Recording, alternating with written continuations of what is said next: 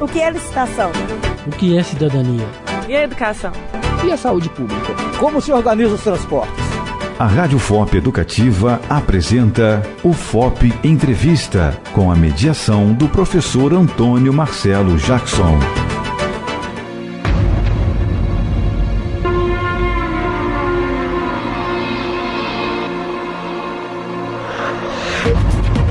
Quais os grandes desafios do Festival de Inverno de Ouro Preto e Mariana no ano de 2016? Para dar conta desse e de outros temas, no dia de hoje nós temos Rondon Marques Rosa, que é formado em Comunicação Social com habilitação em Jornalismo pelo UniBH e tem mestrado em Educação pela Universidade Federal de Ouro Preto. Nesse momento, Rondon ocupa a função de pró-reitor adjunto de extensão aqui na UFOP. Eu sou Antônio Marcelo Jackson e nós estamos começando o nosso UFOP Entrevista de hoje.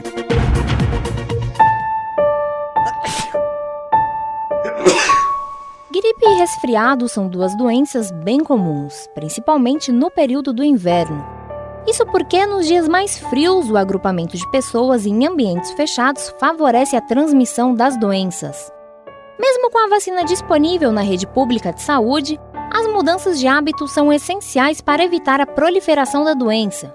Então, fique atento. Lave bem as mãos com água e sabão com frequência. Utilize o antebraço ou um lenço de papel quando for tossir ou espirrar. Evite tocar os olhos, boca e nariz após contato com superfícies. Não compartilhe objetos de uso pessoal e mantenha os ambientes bem ventilados. Medidas como essas, tomadas por todos, evitam problemas mais graves. Uma campanha da Universidade Federal de Ouro Preto.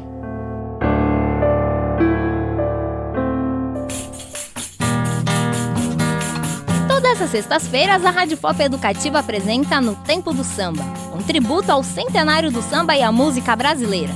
Idealização e apresentação, professor Antônio Marcelo Jackson. No Tempo do Samba, toda sexta, às 10 da manhã e às 3 da tarde, na Rádio FOP Educativa. Visite nosso site, notempodosamba.com.br. Por que a cor da minha pele faz alguma diferença nas minhas oportunidades? Racismo, preconceito e discriminação em geral é uma burrice coletiva sem explicação. Afinal, que justificativa você me dá para um povo que precisa de união? A emoção e o conhecimento andam juntos. UFOP Educativa, informação e cultura ao seu alcance.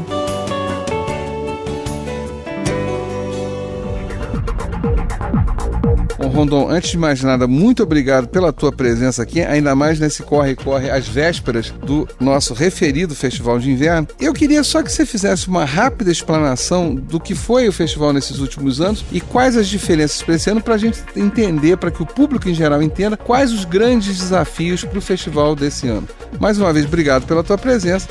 A palavra é sua. Antônio Marcelo, é um prazer estar aqui com você e é um grande prazer poder falar para os ouvintes da Rádio FOP Educativa, que eu tenho tanto carinho, né? O Festival de Inverno, na sua história, ele passou por várias organizações, né? Que cada uma teve à sua frente o seu formato, né? Então, desde a década de 60. Agora, com a Universidade Federal de Ouro Preto, ele começou em 2004 só como Fórum das Artes e em 2005 ele adquiriu esse formato Festival de Inverno de Ouro Preto e Mariana. E nesse período, ele passou por vários formatos de escolha, mesmo nesses 10 anos de universidade, que começou com homenagens temáticas a personagens históricos de Ouro Preto, depois a gente passou para homenagens maiores, né, de renome, e chegamos também a temáticas mais políticas nos últimos anos, né, que eram temáticas como Em Tempos Diversos, Entre Corpos, que eram discussões de um formato mais político já, trazendo para o campo da arte, né, e da cultura essas discussões. Nesse período que a universidade está à frente, a composição do evento era feita por um grupo de curadores, né? E sempre esses curadores dando o tom político dessas discussões durante esse período. E é claro também, isso envolve, né, uma série de outras avaliações envolvidas nesse processo. Curadores que envolvem, né, pessoas da comunidade acadêmica e também de outros parceiros das comunidades locais. E isso se diferencia muito quando você tem uma queda da arrecadação para esse evento, da captação de recursos para esse evento. Quando você tem essa queda, obriga a repensar esse evento, né? Nos leva a avaliar o que está dando errado ou não? Será que realmente está dando errado? Ou somente temos que modificar algumas ações, ou é o cenário que mudou? Essa reflexão que, digamos, uma crise, né, ou a questão da falta de recurso, nos trouxe a esse momento atual, que é repensar o evento durante o próprio evento que acontece sem recurso nenhum, né? Sim, e aí, então, o primeiro item, é que você já destaca, quer dizer, houve uma queda na arrecadação, é necessário, e aí só para explicar para o nosso ouvinte, como é que funciona essa coisa da arrecadação, só para as pessoas entenderem, porque tem muita gente que não compreende como é que, acham que assim, a universidade faz e acabou, e não é dessa forma. Só queria dar uma palhinha para que as pessoas entendam como é que funciona e entendam o porquê da queda e como isso prejudica a realização do festival. A captação do recurso do festival é um processo lento, desgastante e que precisa ser muito bem pensado. Então, ou seja, o festival começa no ano anterior, né? A gente, assim que termina o festival, já elabora um projeto para a Lei de Incentivo à Cultura Federal, né, a Lei Rouanet, e normalmente também para a Lei Estadual, que para este ano a gente não teve a lei para inserir, por uma série de questões financeiras do Estado no ano passado. Então a gente já elabora esse projeto de lei, submete ao crivo, né, da lei federal e da lei estadual, e sendo aprovada, a gente pode captar recurso, que é buscar nas empresas que têm que pagar impostos, né, seja os impostos estaduais do ICMS, ou seja o federal, que aí é do imposto de renda, o recurso que essas empresas pagariam, elas investem no evento. Na verdade, elas investem no evento e abatem e acabam tendo retorno, restituição do seu valor no imposto de renda. Então é um processo de captação muito longo, né? Porque só para avaliação na lei federal normalmente são 90 dias. E isso se ocorre tudo bem, né? Este ano, com a instabilidade política, com as mudanças do Ministério, a gente está com 6 meses de avaliação do projeto do festival. Caramba. Então é muito caótico tudo isso, né? Agora, além disso, a gente também procura articular o evento com as discussões dos ministérios, porque, afinal de contas, a universidade, ela é federal e ela está relacionada ao governo federal. Normalmente o Ministério da Educação, o Ministério da Cultura abrem espaço para discussão também e apoiam o evento com algum recurso do Ministério. Coisa que também não temos esse ano por causa da instabilidade política e da instabilidade econômica. Além disso, a gente também tem normalmente recurso livre, que é em menor porte, de algumas empresas que investem pelo retorno social, né? Que entendem a necessidade e não abatem isso de imposto nenhum, né? Esse é o menor volume, mas também não tivemos esse ano nenhuma das empresas parceiras que quisessem entrar com recurso nesse formato. Não, então, é porque para as pessoas compreenderem isso, então, de novo, né? É feito um projeto, esse projeto vai para o Ministério da Cultura e lá você tem um funcionário lá que vai avaliar se a planilha foi preenchida corretamente, se os dados são coerentes, aquela coisa toda. E isso normalmente, conforme você disse, já leva 90 dias, esse ano levou 6 meses, 180. Então, quer dizer, já é uma coisa escandalosa que atrasa muito.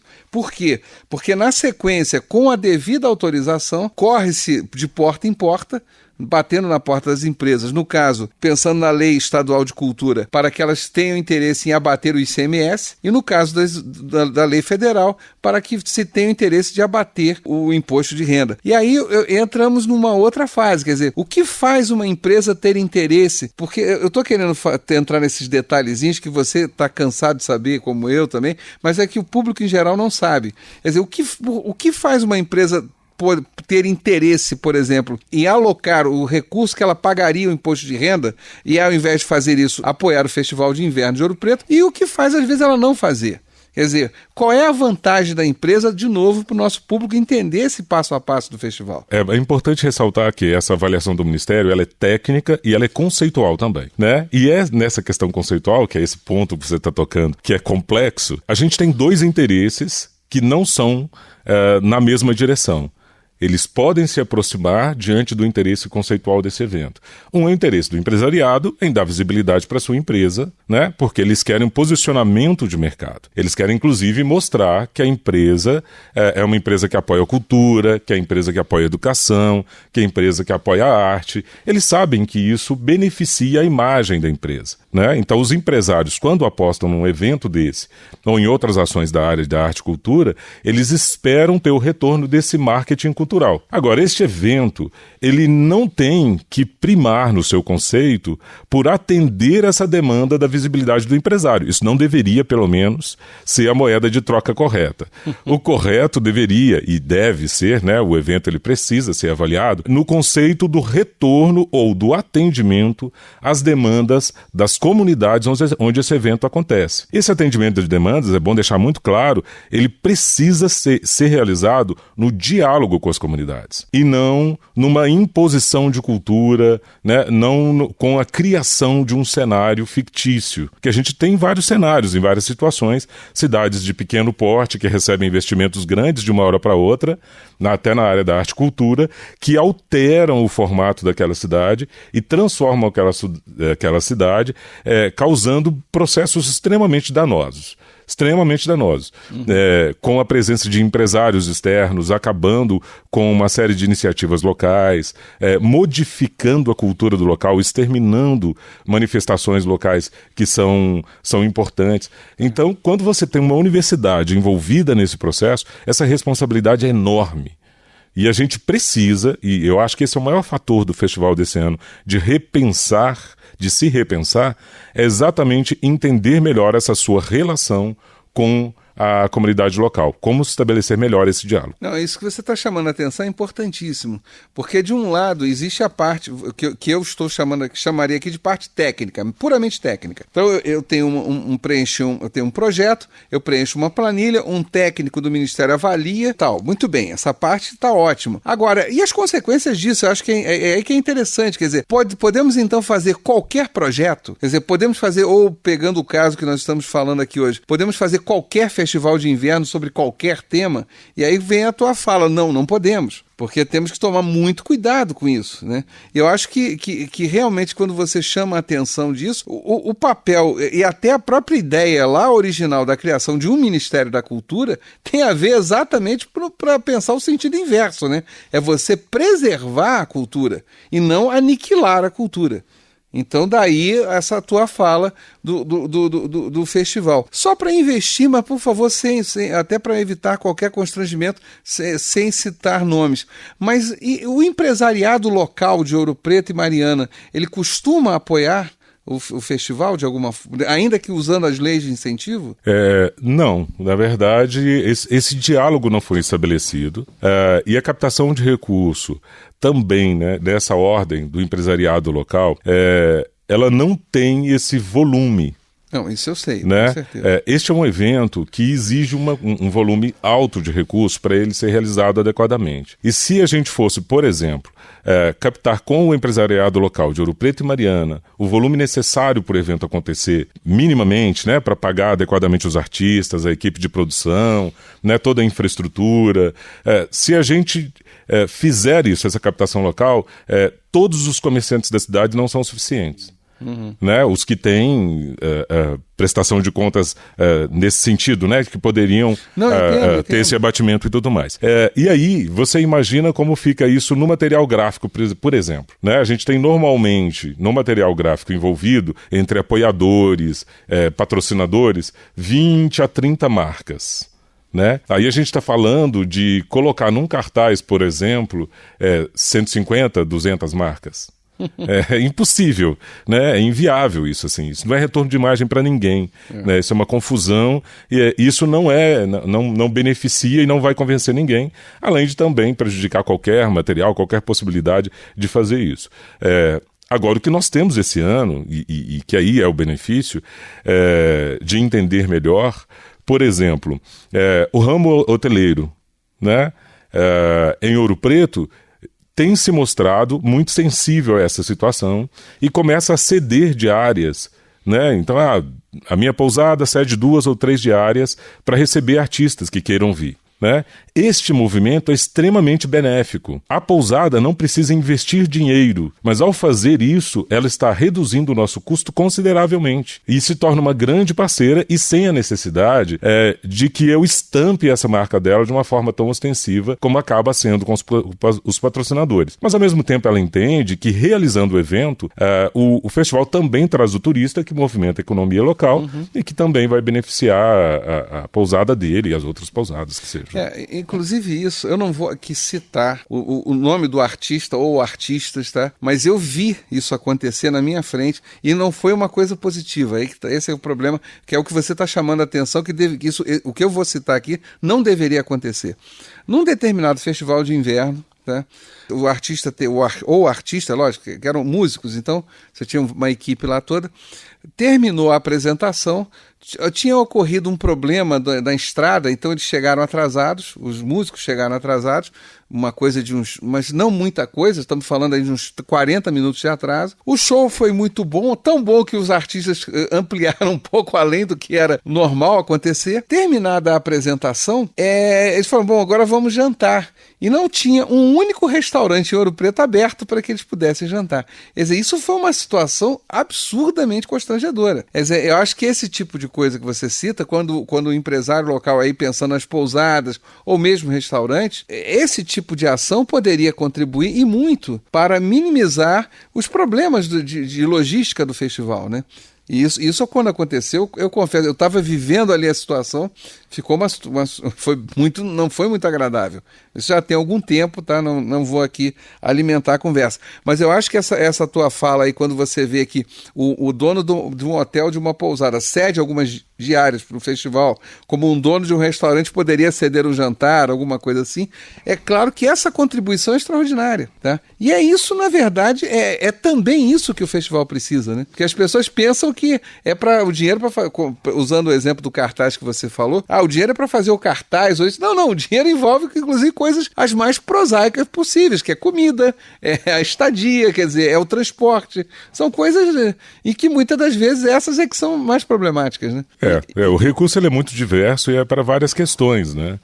E aí, quando a gente fala do evento, é importante ressaltar que tem esse benefício para o turista, né? Tem o artista que vem e que, é claro, né, o artista de renome, ele também traz esse brilho, digamos assim, ou chama mais atenção, mas é super importante também num evento como esse, e aí o empresariado local precisa entender essa importância, de que ao chamar atenção para o evento com essa atração externa, a gente também tem nesse evento, ou tem a necessidade de ter nesse evento, as ações locais envolvidas e dialogando, né?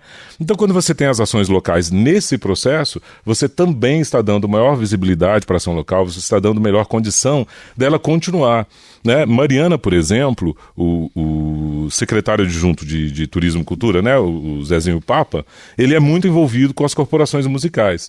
E ele já me confidenciou, né? Eu vou falar publicamente, mas não tem problema nenhum, da dificuldade das corporações manter o seu grupo, né? Por quê? Porque os jovens, poucos dos jovens, né, se interessam nessa continuidade do trabalho das bandas. Né?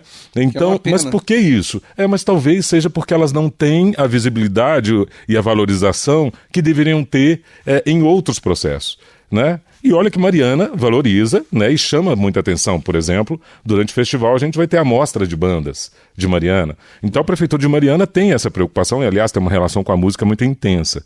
Agora, mesmo tendo essa preocupação e essa visibilidade, essas corporações não estão na televisão, elas não estão na grande mídia, elas não estão nem nas redes sociais com o brilho adequado, né? Então, ou seja, essa cultura massificada de, né, valorizar os pequenos grupos, né, mas que dominam a grande fatia, isso prejudica demais a cultura local.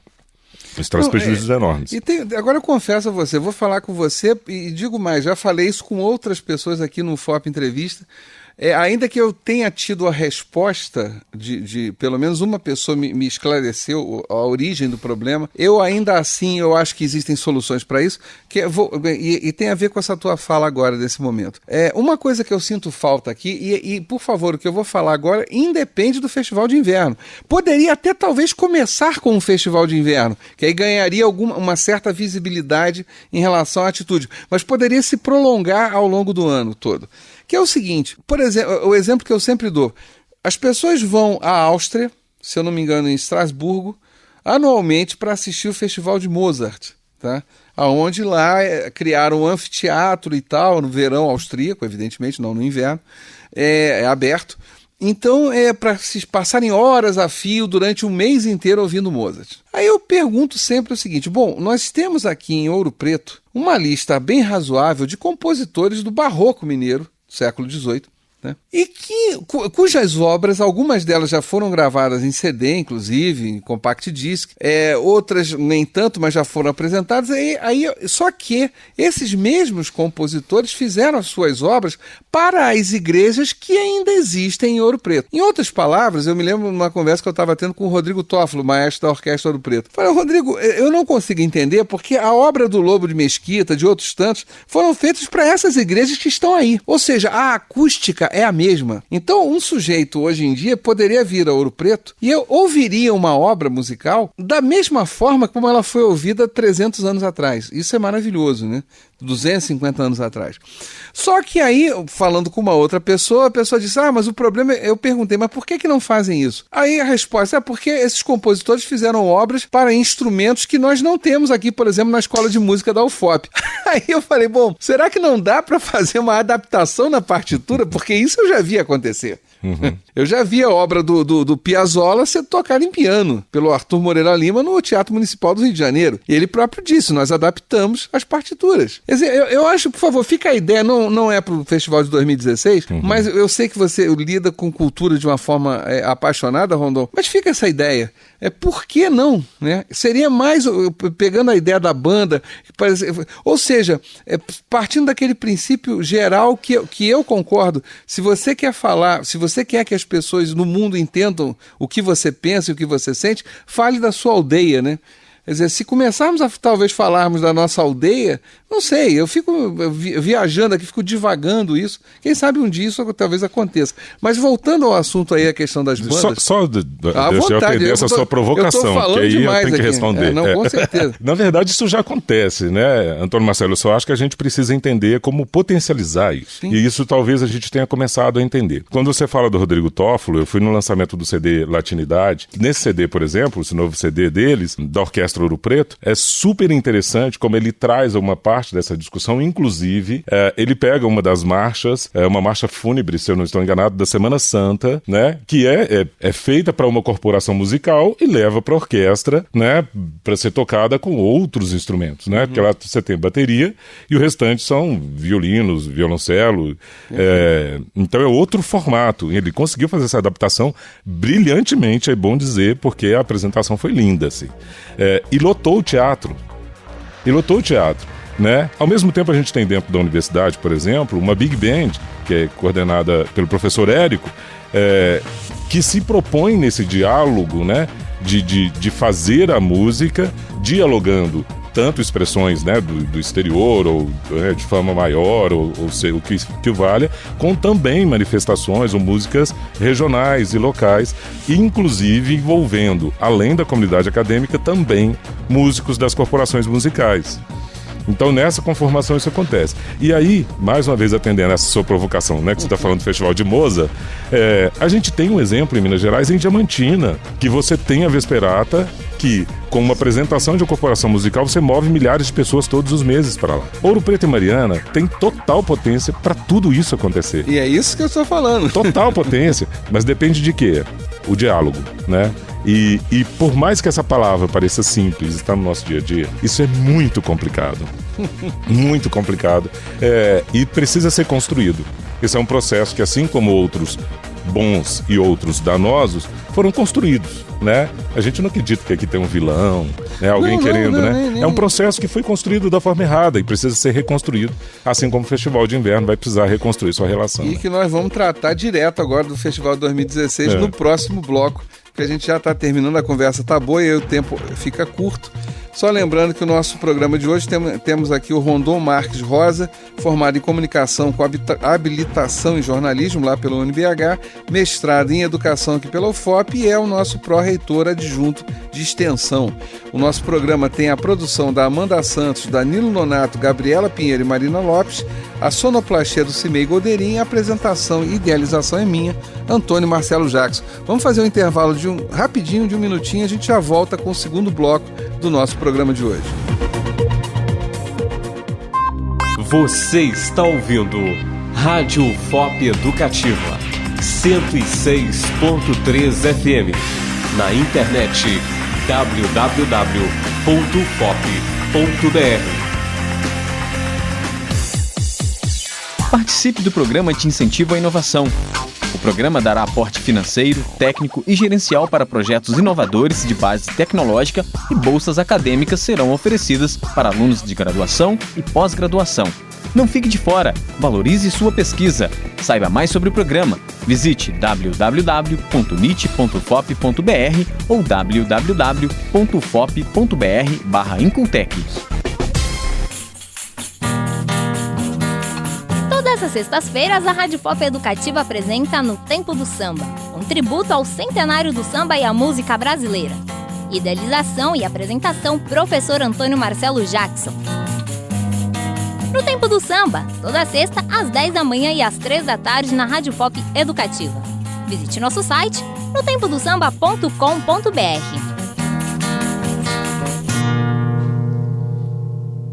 A cada 15 segundos, uma mulher cai da escada, escorrega no banheiro ou tropeça no tapete. E a cada 1h30, uma mulher não sobrevive para contar a próxima desculpa. Toda vez que uma mulher é agredida, a sociedade inteira é agredida também. Não se omita, denuncie. Ligue 180 antes que seja tarde. Mande sua sugestão. contato@radio.fop.br. UFOP Educativa. Informação e cultura ao seu alcance. Estamos de volta com o nosso UFOP Entrevista de hoje com Rondon Marques Rosa, formado em Comunicação Social com habilitação em jornalismo pela UNBH e mestrado em Educação pela UFOP, sendo ele pró-reitor adjunto de extensão aqui na Universidade Federal de Ouro Preto. Rondon, a gente falou bastante dos dilemas em geral dos festivais, das provocações aqui e tal, e agora vamos tratar do Festival de 2016, quer dizer, como ele está se configurando, como ele irá se realizar, os desafios que estão sendo enfrentados, e aí você explana com toda a sua experiência, porque você está cuidando disso, já ganhou vários cabelos brancos em função só do Festival de 2016. Então, por favor, em nome dos cabelos brancos que você adquiriu, fala um pouco desses desafios desse festival desse ano. Ainda bem que existe tinta para manter um pouco da cor, viu, Antônio Marcelo? Porque realmente muitos cabelos novos brancos apareceram. O festival deste ano, né, desde de junho do ano passado, a gente começou a discutir a necessidade de mudar o formato do evento, entendendo que deveria ser um evento mais híbrido e que deveria ter um outro pensamento, até com uma pegada mais política. E a gente tinha decidido organizar o festival em 5 eixos, e esse foi o projeto apresentado para a Lei de Incentivo, que eram os eixos de diversidades, formações, novas práticas, memórias e inclusão. Eram esses 5 eixos. Então o projeto todo foi pensado assim, e a gente passou esse ano tentando dar as condições para o evento se consolidar.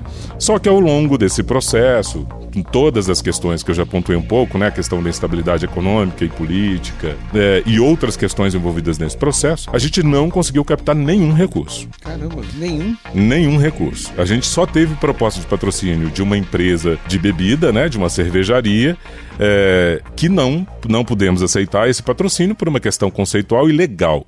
Né? Um evento que envolve inclusive atrações para infanto e juvenil, você não pode associar o nome de uma marca de cerveja. Né? Isso vai, inclusive, contra o Estatuto da Criança e Adolescente. Então, ou seja, não temos recurso nenhum, né, para realizar o evento desse ano. Diante disso, a gente soltou uma carta, né, avisando a todos os proponentes. A gente teve mais de 2.000 propostas entre atrações e oficinas. Mandamos uma carta a todas as pessoas dizendo da nossa situação e de que faríamos um festival com a mobilização dos empresários, artistas e produtores. E é isso que tem acontecido. Nós realizamos uma série de reuniões em Ouro Preto e Mariana nas últimas semanas, e nessas reuniões a gente conseguiu uma mobilização e recebemos várias propostas de pessoas que querem participar do festival, né, se apresentar ou dar oficina e outras ações gratuitamente, né? Mas é bom ressaltar, porque essas discussões bateram muito em cima disso, né? Essas pessoas aceitarem a participar desse evento gratuitamente é uma forma de mostrar a importância da arte e a resistência dela. Mas é absurdo um evento como o festival propor, né, a que essas ações aconteçam gratuitamente, né? Não estou falando que o que eu fiz foi absurdo. É que o correto é que a arte seja entendida politicamente com o seu valor de entretenimento, o seu valor de formação, o seu valor de repensar as questões práticas do cotidiano, de formação cidadã. A arte e a cultura são primordiais para a nossa história. E aí os nossos governantes precisam entender isso. E, aliás, num ano em que temos eleições municipais, né, e as duas prefeituras são parceiras nossas na organização do festival, é primordial que a população entenda isso no discurso dos seus candidatos, tanto dos candidatos ao executivo quanto do legislativo. Manter as discussões e manter a memória da nossa cultura significa ter uma população mais consciente e que tem um crivo muito melhor na escolha dos seus governantes. Então, muito cuidado se o seu candidato não dá valor para essas questões. Porque se ele não dá valor para essas questões, porque ele não quer que você questione. Ele prefere uma população mais controlada. Eu prefiro uma população questionadora. Não, olha só, eu queria só... Aí não é nem uma pergunta, é um adendo à tua fala. Primeiro, quando você diz que não pode você, como responsável... em termos administrativos do festival, a propor que um artista faça gratuitamente, aí nessa hora eu me lembro daquela frase da Cacilda Becker, né? Não me peça para dar a única coisa que eu tenho para vender, né? Essa frase eu acho maravilhosa porque as pessoas acham que arte é uma coisa qualquer, não, a arte é um trabalho. Aliás, salvo engano da minha parte, um dos mais antigos da história da humanidade, porque em todos os registros da história da humanidade você tem artistas. Esse questionamento aparece porque algumas pessoas entendem a arte como decorativa, né? Exato. E ela não é decorativa. Não é. Ela é formadora, ela é a essência da nossa vida. Não é porque... E tanto não é que senão você não teria uma indústria cinematográfica nos Estados Unidos com a força que tem, com o apoio do governo americano desde sempre, tá? Você não teria a força que tem os museus franceses, com apoio... Aliás, se eu não me engano, o primeiro Ministério da Cultura que existiu no mundo foi na França, se eu não estou enganado. Isso é uma coisa que as pessoas ficam falando, dessa discussão até relativamente recente, né? Da inutilidade de um Ministério da Cultura. Bom, nos países sérios essa coisa existe há muito tempo, e é muito anterior ao Brasil, inclusive, tá? Então esse é o primeiro aspecto, né? Quer dizer, você não pode chegar para um artista e achar, para usar a tua expressão, que a arte é uma questão decorativa, né? Quer dizer, então isso é uma brincadeira, então ele pode fazer de graça. Não, ele é um trabalho, né? Ele está trabalhando ali. Ele estuda cotidianamente para fazer aquilo, né? Senão ele deixa de ser um profissional. Até retomando a discussão do festival, a questão política me toca muito, por isso que eu sempre vou por esse lado, mas para não parecer que eu estou fugindo sobre a discussão do festival, é isso que você disse sobre o cotidiano, né, sobre esse trabalho cotidiano, essa vida cotidiana. É uma das questões que o festival, nessas discussões das últimas semanas, veio muito às claras essa discussão. E isso tem muito a ver com outras questões que a universidade já está envolvida, que é entender essa discussão e essa formação da arte e a cultura no cotidiano. Então, nós precisamos, enquanto universidade, e nós precisamos, enquanto sociedade, fortalecer as nossas estruturas permanente de cultura e arte. Essas estruturas é que vão nos possibilitar de refletir até sobre as novas práticas, sobre a inclusão, sobre a diversidade, sobre as formações. Tudo que a gente queria trazer como temática desse ano, ela vem exatamente nesse fortalecimento dessas estruturas regionais. Agora, esse fortalecimento e esse diálogo, ele precisa ser dado de uma forma muito cuidadosa. Vou dar um exemplo, então. Nós temos o ano que vem a comemoração dos 150 anos do Zé Pereira dos Lacaios, em Ouro Preto.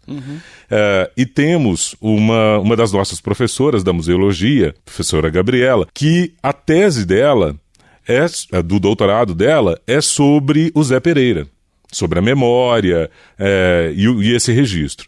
E nós estamos envolvidos em um processo de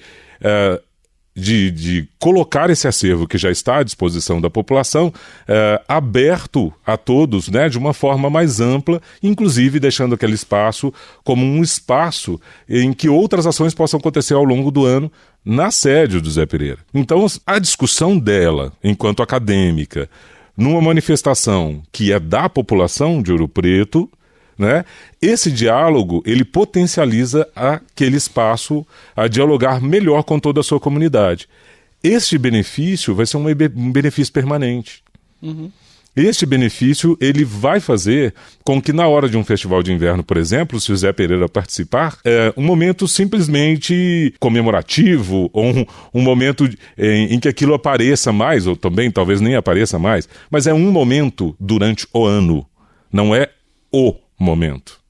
Isso não pode ser visto como o momento. Esse evento não pode tomar conta das manifestações que precisariam acontecer durante todo o ano. A cidade precisa se repensar nesse processo. E esse, inclusive, foi o propósito da indução de um edital do Ministério da Cultura, que foi de 2014, que era para executar em 2015, a gente recebeu parte do recurso só agora, no início de 2016. Um pouquinho atrasado. Um pouquinho, mas a gente vai executar, e parte desse recurso é exatamente para essa ação com o Zé Pereira, que é aquele edital do Mais Cultura nas universidades. Né? Não é que as universidades não tivessem cultura. Não, a indução do edital era exatamente em fortalecer estruturas permanentes. Porque as estruturas permanentes dão condição dessas questões acontecerem e de serem usadas para o diálogo amplo, né? E isso é primordial. Eu queria pegar essa tua fala com um momento anterior, porque eu disse que eram duas coisas que eu queria chamar a atenção, mas essa tua fala completa o que você mesmo disse agora há pouco a respeito dos candidatos, né, num ano de eleição municipal. E aí vamos para o nosso ouvinte entender, eu vou tentar ser o mais claro possível, né? Tudo que o Rondon está falando aqui e que eu concordo e assino embaixo sem discussão. Quando você valoriza a cultura local e transforma isso e coloca isso de uma maneira sistematizada, ou seja, periodicamente aquele elemento cultural é apresentado ao público, é exercido no melhor sentido do termo, quer dizer, tanto ele é praticado pelos seus componentes quanto é visto pelo público em geral. Mais cedo ou mais tarde, isso passa a chamar a atenção das pessoas fora dali, né? E aí o resultado é que pessoas passam a se deslocar para essa cidade, para esse lugar, para poder assistir, para poder usufruir daquele elemento, né? Então, quando o Rondon fala, olha, veja o seu candidato, o que ele entende por cultura, é nesse sentido, né? Não é, aí vamos pegar agora o segundo exemplo, tá? Que as pessoas confundem muito. Um candidato que chega, olha, vou trazer grandes shows para a cidade, tá? Esse candidato, ele pode até chamar bastante a atenção, tá? Entretanto, ao trazer um artista de fora para a cidade, pode até naquele momento as pessoas terem alguma realização, alguma satisfação, mas o que aconteceu de fato é que você tem um sujeito estranho que chega ali, recebe um grande recurso daquele município, um bom dinheiro, e vai embora e leva aquele dinheiro. Então o artista de fora, ele não traz nada, ao contrário, ele tira dinheiro da cidade. Um artista da cidade, ele traz dinheiro para a cidade. Vamos falar num bom português, né? É bom só reafirmar isso assim, o artista de fora, quando ele vem sem uma proposta de diálogo com o local... Sim, né? Claro, por isso que eu disse, é só fazer o show. Quer dizer, ele não está dialogando, ele veio aqui, ele fez o show e logo depois que termina o show ele pega o carro porque 2 horas depois ele tem que estar em outro lugar para um novo show. É desse tipo de atitude que eu estou falando. Tá? Inclusive a gente tem exemplos de momentos em Ouro Preto que a cidade... É claro, ela já atrai naturalmente, né, por sua beleza e tudo mais, mas você faz um grande show que lota a cidade de vans. Bem, eu duvido que alguém em Ouro Preto, né, nos bairros de Ouro Preto, desça para a Praça Tiradentes de van. Né? Eu acho que as pessoas normalmente se deslocam de outra forma. Então aquela quantidade de vans provavelmente são de outras cidades. O que me leva a entender de que esse show não foi majoritariamente para a população local. E nem tem que ser também só para a população local. São cidades importantes, que congregam mesmo, que atraem. Agora, a minha preocupação é, quando a gente negocia um cachê para uma apresentação de fora, de, sei lá, 100, 200, 500 mil, esses valores nunca são tão claros, né? Não estou questionando da prefeitura, não. É porque, na verdade, o que corre na fala das pessoas são valores muito diversos, então, mas não é isso que interessa mais. Digamos que seja 100 mil para um artista externo e você não paga 10 mil para uma atração local. Sim. Né? Então, e aí? Qual que é o espaço do local nesse processo? Qual que é a visibilidade? Né? O festival acontece durante o aniversário das duas cidades, que é primordial e que a gente exatamente manteve essa data, né, no diálogo com as prefeituras, a gente manteve essa data entendendo a importância de celebrar esse momento, né, do aniversário das duas cidades. Mas celebrar esse momento como? Né? Como que esse local tem tanto brilho dentro das devidas proporções, claro, porque os projetos são diferentes, os tamanhos são diferentes, a estrutura é diferente, mas como manter dentro dessa proporção algo coerente? Né? Não é pagar o mesmo valor para os dois, não é disso que eu estou falando. Né? É da gente procurar um equilíbrio e uma coerência nessa discussão. É claro que eu não vou conseguir discutir um show externo que vem com uma infraestrutura maior. Só que discutir um certo equilíbrio e diante do cenário que nós estamos é primordial, sim. Né? E as pessoas precisam avaliar isso. Porque não é o tamanho do show, nem a quantidade de pessoas na praça que significa o benefício social, o benefício para a comunidade, ou o benefício para a arte. Não é. Né? E talvez nem entretenimento, tá? Porque às vezes a confusão é tão grande que nem a diversão é tão válida assim, né? E pegando o exemplo aí que você citou de um grande show que encha de vans ali no entorno da Praça Tiradentes, tá? Ótimo, terminado o show a pessoa vai embora. E aí vamos ser absurdamente pragmáticos aqui na fala. Tá bom, o que a cidade ganhou com isso? Nada, né? Mas alguém vendeu ali uma cerveja, alguém vendeu um refrigerante, alguém vendeu um pastel. Agora, essas pessoas se hospedaram na cidade, essas pessoas circundaram e usufruíram dos bens culturais da cidade, essas pessoas compraram obras dos artistas populares da cidade, foram na feirinha de pedra-sabão? Não foram, quer dizer... Conheceram a cultura local, né? Vamos falar sobre ela aí fora. Exato. E aí entra o que você falou agora há pouco, tá? Vem um grande show, mas um grande show que dialogue com a cidade. Aí é outra conversa. Aí se esse grande show vem pra cá, mas mostrando um diálogo, que aí a gente poderia pegar o exemplo fantástico da Orquestra Ouro Preto. Sim. Né? O show, por exemplo, com o Alceu Valença é perfeito, porque ali você consegue, a Ouro Preto está presente o tempo inteiro ali, há um ganho extraordinário para a cidade. Tá? O tempo todo foi. Você traz uma referência da cultura nordestina, que é o Alceu Valença, não só traz aqui, né? Na verdade, porque esse show rodou né? O mundo, né? O mundo inteiro, maravilhoso, né? Sim, um show extraordinário. E esse diálogo permitiu novos patamares, né? Novos pensamentos, né? De como lidar com a música teoricamente clássica. Sim. Né? Então, ou seja, o que é clássico, né? Na hora que você vai num show das Valencianas, você coloca por terra uma série de pragmatismos, né, do que é clássico, ou do distanciamento do clássico com o popular, né, o distanciamento das pessoas com a música instrumental. Tudo isso vai por terra. Vai tudo por terra. Na verdade, a gente tem potência para tudo isso. Não, exato, mas eu acho que quando você fala em diálogo, eu quero acreditar que seja isso, né? É isso. Isso, aliás, é o contrário, é o diálogo perfeito, né? Essa foi Mas vamos voltar, Rondon, para o projeto desse ano. Além o que você chamou desses diálogos, dessas participações, em termos práticos, como é que isso está funcionando? nós pedimos a contribuição dos artistas, né, cedendo a sua força de trabalho, sim, e aí sim, que a gente entrou na questão política, exatamente, né, que eu concordo que isso não deveria ter acontecido nesse formato. Recebemos várias propostas e vamos organizar o evento nas 2 cidades diante desse esforço dos artistas. Né? Diante dessa possibilidade, a gente está encontrando ou buscando alternativas. Então, por exemplo, algumas apresentações talvez a gente cobre ingressos no valor popular, coisas que sempre foram gratuitas no festival. Então, eu precisaria cobrar o ingresso para que tenha um mínimo, né, de retorno, que aliás é importante dizer que esse mínimo de retorno é nada, né? Que se a gente fizer uma conta básica, digamos assim, uma peça de teatro vai ter 300 pessoas e a gente vai cobrar R$10 o ingresso. São né? R$3.000. R$3.000 não paga apresentação nenhuma. Não existe apresentação de teatro que custe R$3.000, né? Isso não paga. Esse valor que se a gente realmente, que ainda não é fato, a gente ainda não tem isso tão claro, mas se a gente cobrar, por exemplo, esse valor, é para minimamente reduzir o prejuízo que o artista tem, que é a questão da força de trabalho que a gente pede para doar, que é a única coisa que eles têm para vender e está corretíssimo, né? Corretíssimo e precisa ser valorizado. Mas, de qualquer forma, nesse diálogo, os artistas se dispuseram, entendendo essa resistência, né, que a gente precisa ter de manter o evento, né, de dialogar mais, inclusive, quando os artistas locais, e nas discussões isso veio muito claro, quando eles dão esse voto de confiança de participar do festival desse ano, é exatamente o momento de cobrar que os outros anos sejam mais efetivamente dialogados. De cobrar que a gente tenha um evento não só com os artistas locais, óbvio, né?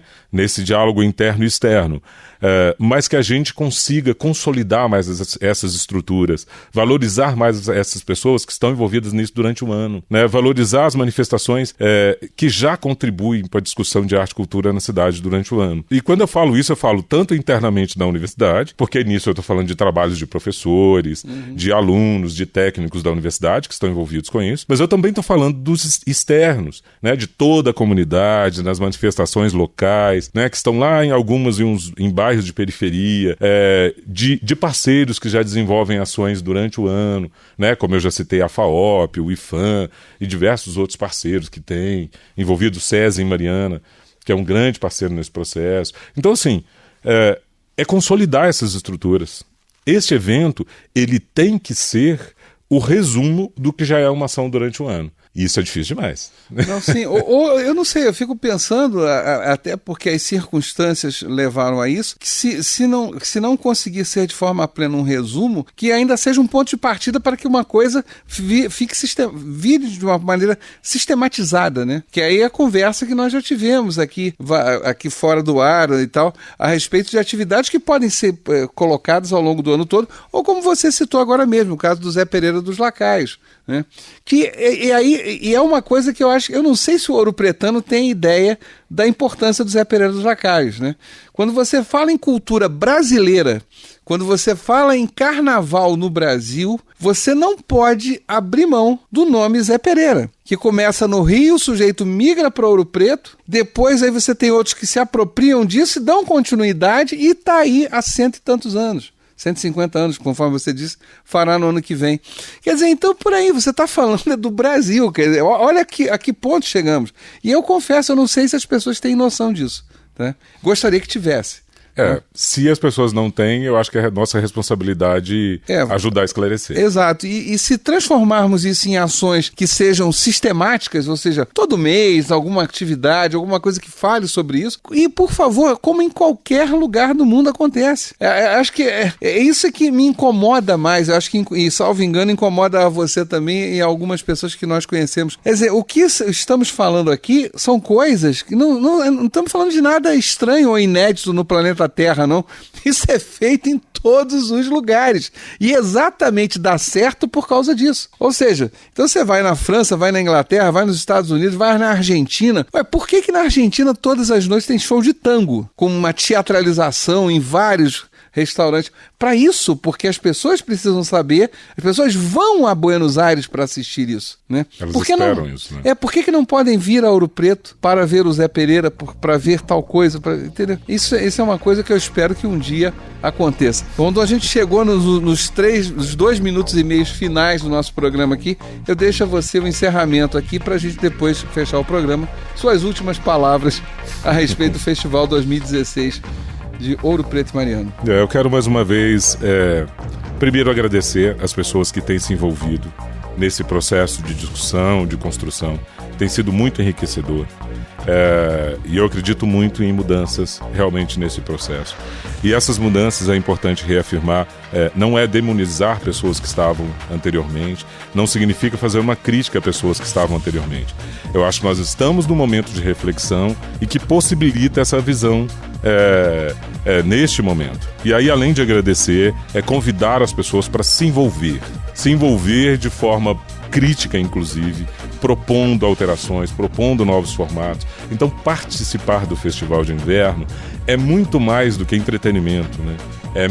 É modificar a si e ajudar o evento a se modificar também. Então, convido a todos a se envolver da forma melhor que cada um possa no Festival de Inverno de Ouro Preto e Mariana, Fórum das Artes 2016. Tá certo, muito obrigado pela tua participação, pelas suas palavras. Fica o recado aí para todos os nossos ouvintes do Rondon Marques Rosa, que é formado em Comunicação Social com habilitação em jornalismo pelo UniBH, tem mestrado em Educação aqui pela Universidade Federal de Ouro Preto e é pró-reitor adjunto de extensão aqui na UFOP. Lembrando que o nosso programa tem a produção da Amanda Santos, Danilo Nonato, Gabriela Pinheiro e Marina Lopes, a sonoplastia do Cimei Godeirinha, a apresentação e idealização é minha, Antônio Marcelo Jackson. Um grande abraço a todos e até o nosso próximo UFOP Entrevista.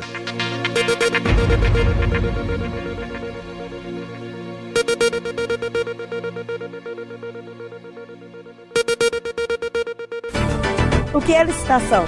O que é cidadania? E a educação? E a saúde pública? Como se organizam os transportes? O FOP Entrevista, com a mediação do professor Antônio Marcelo Jackson, um produto da Rádio FOP Educativa, Universidade Federal de Ouro Preto.